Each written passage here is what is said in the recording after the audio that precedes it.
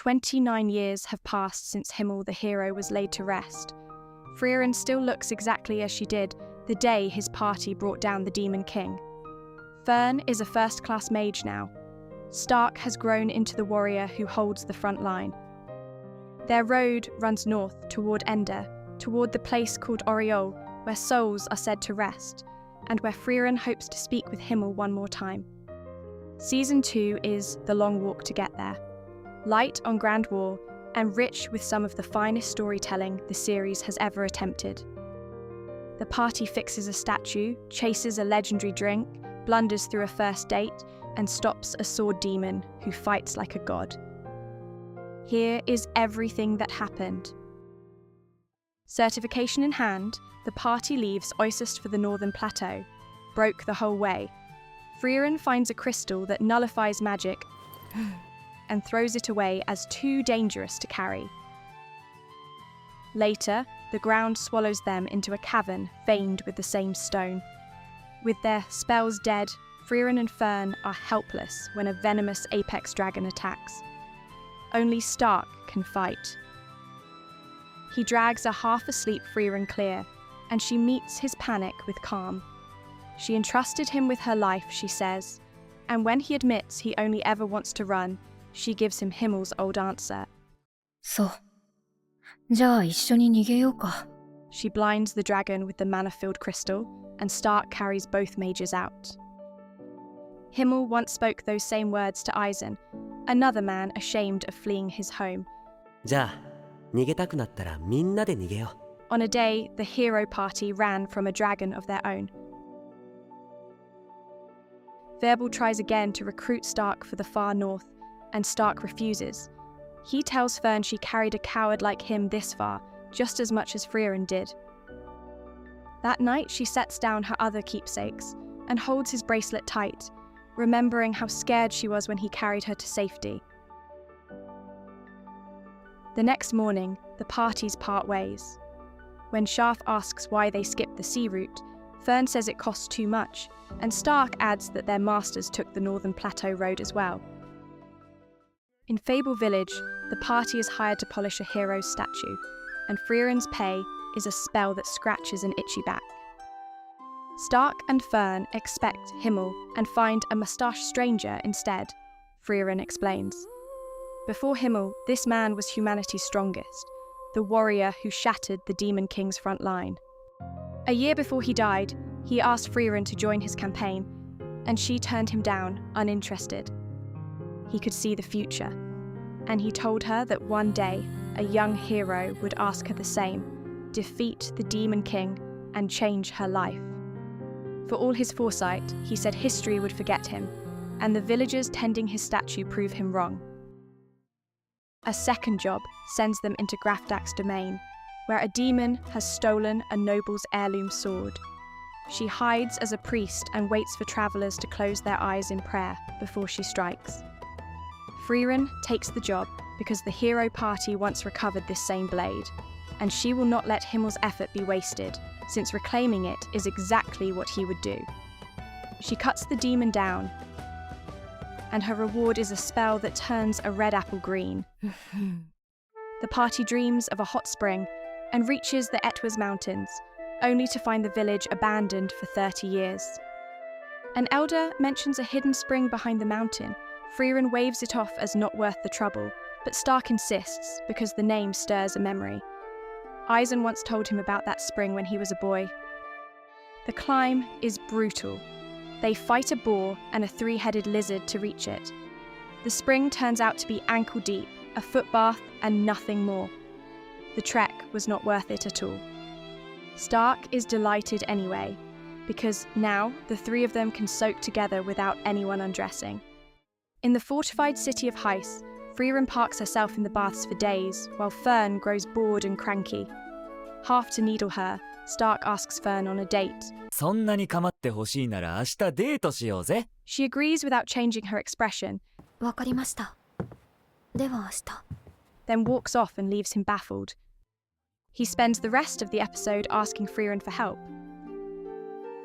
Frieren knows almost nothing about dating, yet she knows Fern, and she points Stark toward the things Fern quietly likes. The date arrives. Fern appears in a purple dress. Stark seizes up, and his nerves drag every motion to a stiff crawl. Neither of them has any idea how this is supposed to work, so they fall back on the one safe subject they share, which is Frieren. When Fern steers the talk toward themselves, the conversation turns honest. War left her an orphan. She is grateful that Haita raised her, and she admits she had few moments that felt truly happy. Stark, raised by Eisen, came up much the same way. The date is clumsy and real, and it brings them closer. From there, the road carries them onto the northern plateau. In a small village, a man asks the party to put down a demon. Stark wonders why he does not simply move, since a safe town sits close by, and the man answers that this place is his hometown. They cut the demon down. Afterward, Stark asks Frieren why they keep to this deadly road when they could pay for the sea route instead. She remembers Himmel meeting the same question long ago, and the answer he gave. They walk the dangerous road because it lets them protect other people's homes along the way. In a tavern in the beer region, Stark hears that a dwarf named Fass has nearly tracked down the Boschaft, a drink so fine it was once served to an emperor. Fern knows the name from Haita, who died still wishing he had tasted it, and the reason he never did was Frieren. Fass finds her in the street, 200 years into his search, and asks her to break the seal guarding the last of it. She refuses twice, even for a fortune, and only gives in when Stark and Fern press her. Dispelling the barrier takes 3 months.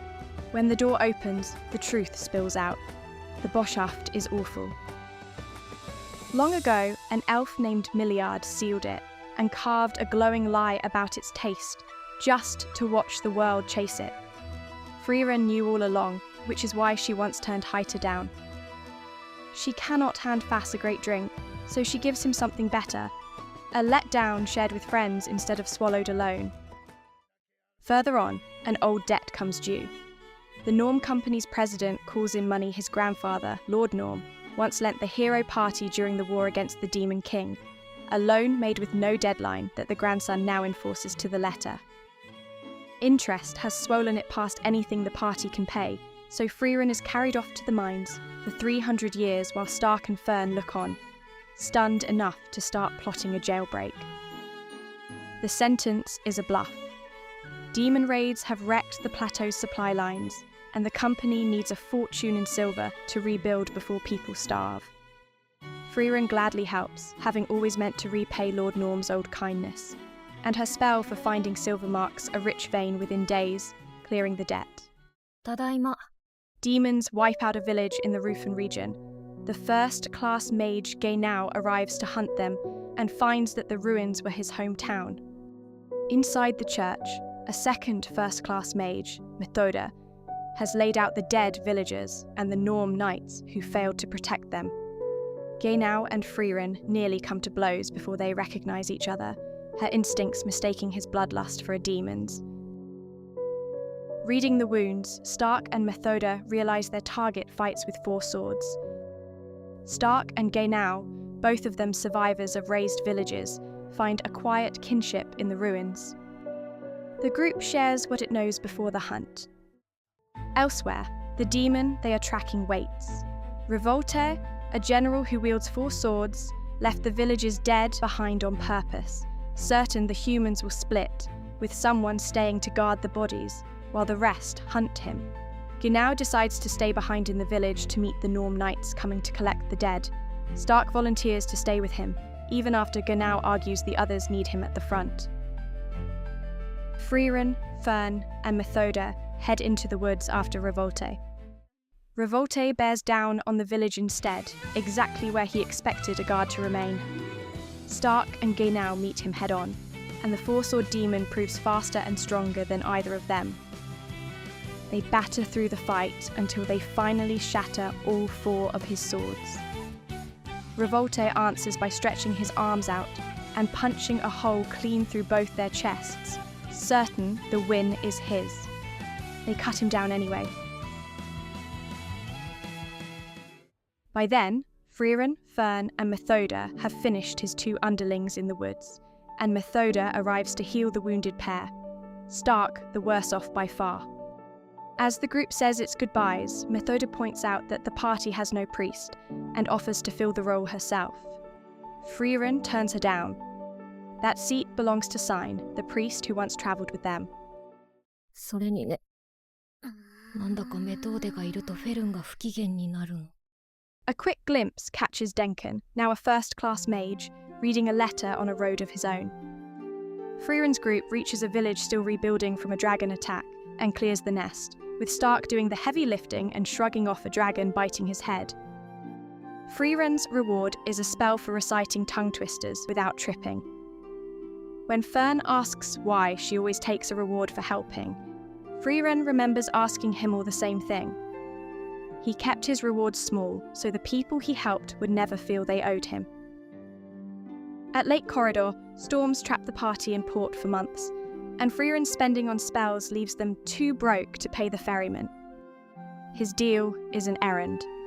Himmel's lost memoirs sit in a sealed monastery on an island, and if they retrieve them, the crossing is free. Inside, she finds the notebook at once, resting at the foot of a statue of Himmel. As she reads, the journey replays through Himmel's eyes. A walk on the beach at sunset, Heiter drinking, the small ordinary moments he chose to write down. The view returns to Frieren only on the final page where his writing stops. The ferryman recognises her as the elf who travelled with Himmel and tells her to keep the book. On the water, he mentions a golden land discovered far to the north, and a tall demon flickers through Frieren's memory.